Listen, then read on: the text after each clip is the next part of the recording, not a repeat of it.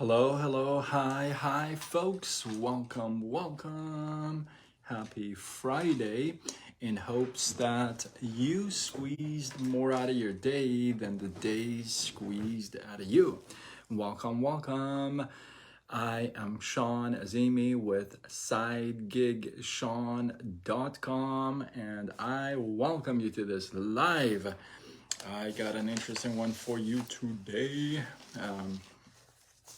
You know, I have had my share of troubles and speed bumps and all kinds of stuff, right? Curveballs, if you would, have been thrown at me. I've had my fair share of all that, and so some of you know some of my story, and so you could agree with me on that. But I'm not alone. I certainly don't believe that I'm the only one that's got few things on his plate, and I'm pretty sure there's people out there that have stuff on their plate that they are dealing with. Everybody's got something they're dealing with, and I've often shared this with you. The people that have no problems, the people that are completely just completely free zone, right? No issues, no problems, and nothing on their plate. Those people are like 6 feet under. Unfortunately, they're not with us. Anybody who's up above ground has got some stuff in their life. That doesn't mean just because they don't share it with us doesn't mean that's not going on, right? In fact, maybe because they don't share it with us, in fact, that may be a reason that there's more stuff that's going on. Hey, Jenny, how are you? Welcome. Good to see you. So I came across this story. I haven't told the story for a minute. I think last year, I pretty much almost every other live was just story after story after story, and I drew from stories, and you guys know I love telling stories. But so I came across this story today, and gosh, I kind of wish I knew this before, like way before. But the thing is, hey, I know now. I know now, and love to share it with you. So if you're somebody who's got stuff on their plate that they're dealing with, you're gonna like this live. You're gonna like this live. So the story goes, some guy hires another guy, a carpenter, to come and fix his, let's say, farmhouse. So the guy gets there and gets the job, done by the end of the day. And so, but he was an hour late because he had a flat tire, and then his his chainsaw wouldn't work, and on the way back his car wouldn't start. So it's all this stuff, right? This poor guy is a carpenter trying to make a couple of bucks, and starting the job, he's got a flat tire, he's already late an hour to the job, and then he wants to cut some wood. His chainsaw is not opening up, he's not working. Finally he gets things done for that day, and he wants to go home, and his car is not starting. I mean, come on, like, that would suck. That would like really suck. So this guy who hired the carpenter, he offers him a ride home, and gladly the carpenter accepts. When they get home, the carpenter invites the guy in for dinner, and the guy accepts. So before he goes in, he gets to the door. Before he puts the key in or knocks on the door, he's got this tree by the front door, right? He's got this big tree by the front door. And before he, like I said, before he puts the key in or knocks on the door, he starts to touch the tip of these leaves on these branches of this tree. The man doesn't really think much of it, but he kind of feels like that's kind of strange. That's kind of a little strange, right? So he touches the tips of these leaves of the branches of this tree, and then he finally knocks on the door, opens the door, and his wife comes out. They just grab each other and hug each other and kiss each other. He's got kids come out, and he's just grabbing a hold of everybody, just giving them so much love. It just like he almost had like a transformation, right? Like as soon as the door opened, it's just like he just flipped the switch, right? And so they go in, they have a great night, they eat well, and when the carpenter walks the guy out to say goodbye for the night. By the door they're saying goodbye, and the guy notices the tree again, right? And this time he's just really curious. So he pops the question. He asks the carpenter, hey, listen, I'm curious. Before you went in, before you opened the door and stuff, you touched the tips of these leaves, of these branches of this tree. What was that all about? And he said, yes, yeah, I do that. That's something I've been doing for a while, and this is my trouble tree. And the guy says, trouble tree? What does that mean? What does that mean? And he says, my trouble tree is there so that before I go in the house, when I touch the tips of these leaves, I leave all my troubles on these leaves. I walk into my house, I enjoy my time with my family, and in the morning, when I'm walking out, I grab a hold of my troubles again, the stuff I got to deal with. That's so powerful. And he says,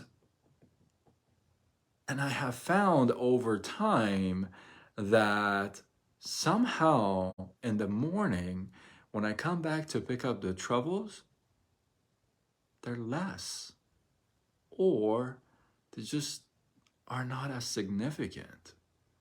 PK, how are you? Welcome. Ain't that powerful? A trouble tree. Wouldn't that be nice for us to have a trouble tree outside our home so that we don't take all the garbage from the outside inside? Some of you watched my live when I was talking about OCD, and one of the things is, I have people take their shoes off when they come inside. I'm not gonna get into that whole reason why, but when I do that, it's like I felt like the story. It's like you leave all this stuff, all the garbage, all this stuff outside. You don't bring that in. So many of us, and I've been, like I said, I wish I knew about the trouble tree like years ago, but I'm so guilty of this because I've worked in the corporate world, like I've said, for a quarter of a century, 25 years. I've been in retail, long hours. I'm talking about long hours. And when I've got home, on some occasions, I've had somebody home, and I didn't have a trouble tree. And sometimes I would take all my troubles inside. And I wish I knew about the trouble tree so I could leave all my stuff outside and not mix, the outside world, the business world, the what I gotta do during the day world with, love, romance, and whatever else that goes on in that house. Little guy, for example, oh man, every time I say little guy, I got this board in front of me. So, come on. He just popped up. Wow, that was cool. But I feel like if you don't have a trouble tree, it's like a snap for you to plant one and use it regularly, right? You want to be able to say, hey, you know what? I leave all that stuff at the door. I don't want to mix that stuff in. I'll give you this, and I'll leave with this. Um, you know, where I live, okay, it's a 2 bedroom, and I'm very blessed, and I have a beautiful place, right? And I do a couple of things that are routine. So I meditate, I study the word, and I work, obviously, and I journal, I write, I do my videos, and I cook and eat, right?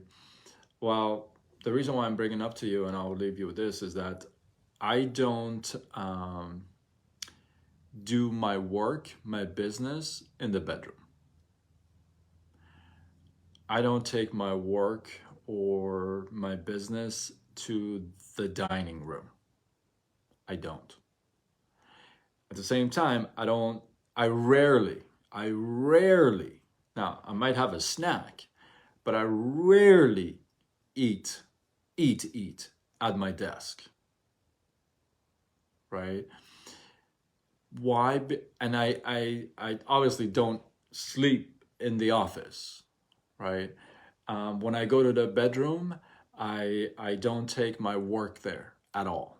I'm there. I usually meditate myself to sleep, or I don't think I've ever shared this stuff actually.